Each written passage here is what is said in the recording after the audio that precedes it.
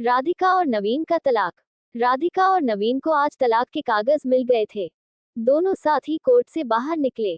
दोनों के परिजन साथ थे और उनके चेहरे पर विजय और सुकून के निशान साफ झलक रहे थे। 4 साल की लंबी लड़ाई के बाद आज फैसला हो गया था। 10 साल हो गए थे शादी को, मगर साथ में 6 साल ही रह पाए थे। 4 साल तो तलाक की कार्यवाही में लग गए। राधिका के हाथ में दहेज के सामान की लिस्ट थी, जो अभी नवीन के घर से लेना था, और नवीन के हाथ में गहनों की लिस्ट थी, जो राधिका से लेने थे। साथ में कोर्ट का यह आदेश भी था कि नवीन 10 लाख रुपए की राशि एकमुश्त राधिका को चुकाएगा। राधिका और नवीन दोनों एक ही टेम्प में बैठकर नवीन के घर पहुंचे। दहेज में दिए सामान की निशानदेही राधिका को करनी थी, इसलिए 4 वर्ष बाद ससुराल जा रही थी। आखिरी बार बस उसके बाद कभी नहीं आना था उधर। सभी परिजन अपने अपने घर जा चुके थे। बस 3 प्राणी बचे थे, नवीन, राधिका और राधिका की माता जी। नवीन घर में अकेला ही रहता था। माँ बाप और भाई आज भी गांव में ही रहते हैं। राधिका और नवीन का इकलौता बेटा, जो अभी 7 वर्ष का है।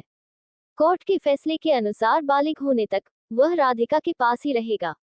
नवीन महीने में एक बार उससे मिल सकता है। घर में प्रवेश करते ही पुरानी यादें ताज़ी हो गई। कितनी मेहनत से सजाया था इसको राधिका ने। एक एक चीज में उसकी जान बसी थी। सब कुछ उसकी आंखों के सामने बना था। एक एक ईंट से धीरे धीरे बनते घरौंदे को पूरा होते देखा था उसने। सपनों का घर था उसका। कितनी शिद्दत से नवीन ने उसके सपने को पूरा किया था। नवीन थकाहारा सा सोफे पर पसर गया। बोला, ले लो जो कुछ भी चाहिए, मैं तुम्हें नहीं रोकूंगा। राधिका ने अब गौर से नवीन को देखा। 4 साल में कितना बदल गया है। बालों में सफेदी झांकने लगी है। शरीर पहले से आधा रह गया है। 4 साल में चेहरे की रौनक गायब हो गई। वह स्टोर रूम की तरफ बढ़ी, जहां उसके दहेज का अधिकतर सामान पड़ा था।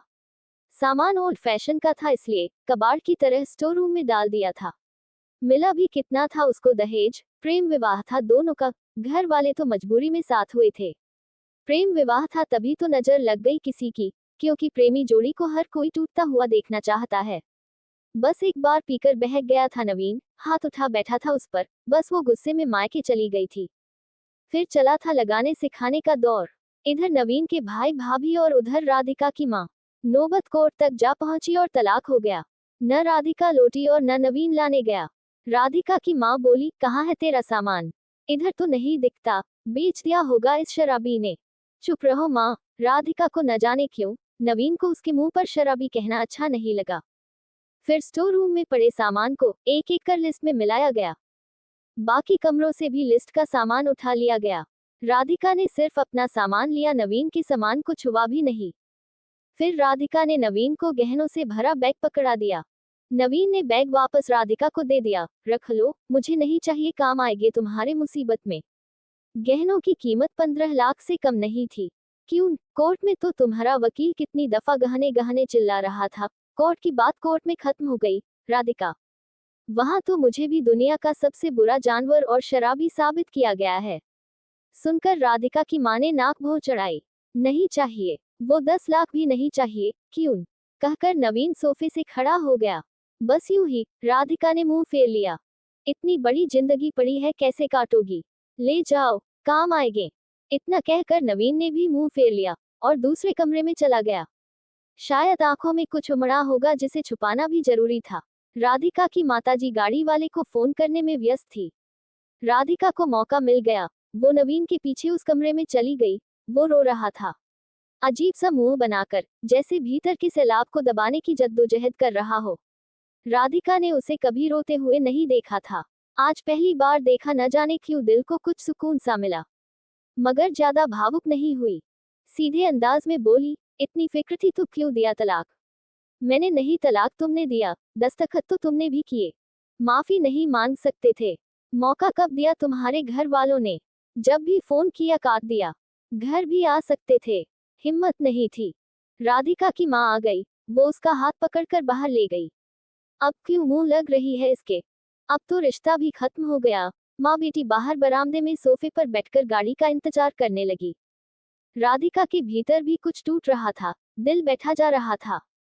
वो सुन्न सी पड़ती जा रही थी। जिस सोफे पर बैठी थी उसे गौर से देखने लगी। कैसे कैसे बचत करके उसने और नवीन ने वो सोफा खरीदा था, पूरे शहर में घूमी तब ये पसंद आया था। फिर उसकी नजर सामने तुलसी के सूखे पौधे पर गई। कितनी शिद्दत से देखभाल किया करती थी, उसके साथ तुलसी भी घर छोड़ गई। घबराहट और बड़ी तो वह फिर से उठकर भीतर चली गई। माँ ने पीछे से पुकारा मगर उसने अनसुना कर दिया। नवीन बेड पर उल्टे मुंह पड़ा था।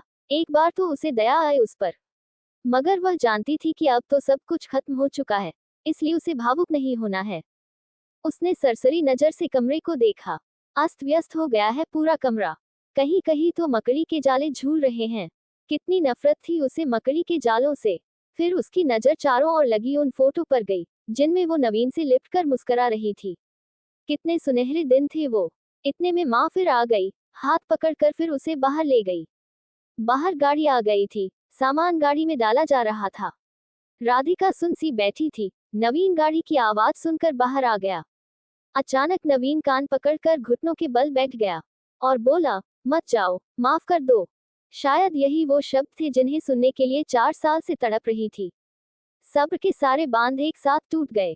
राधिका ने कोर्ट के फैसले का कागज निकाला और फाड़ दिया, और माँ कुछ कहती उससे पहले ही लिपट गई नवीन से। साथ में दोनों बुरी तरह रोते जा रहे थे। दूर खड़ी राधिका की माँ समझ गई कि कोर्ट का आदेश दिलों के सामने कागज से ज्यादा कुछ नहीं। काश उनको पहले मिलने दिया होता। दोस्तों, शादी कोई खेल नहीं है। अगर आपस में झगड़ा हो भी जाए तो उसे आपस में ही एक दूसरे से माफी मांगकर सुलझा लेना चाहिए, ना कि अपने घर की बात दूसरों को बतानी चाहिए। अगर माफी मांगने से ही रिश्ते टूटने से बच जाए तो माफी मांग लेनी चाहिए, आपका घर टूटने से बच जाएगा। दोस्तों, आपको ये कहानी कैसी लगी? प्लीज चैनल को लाइक, शेयर एंड सब्सक्राइब जरूर करें। धन्यवाद।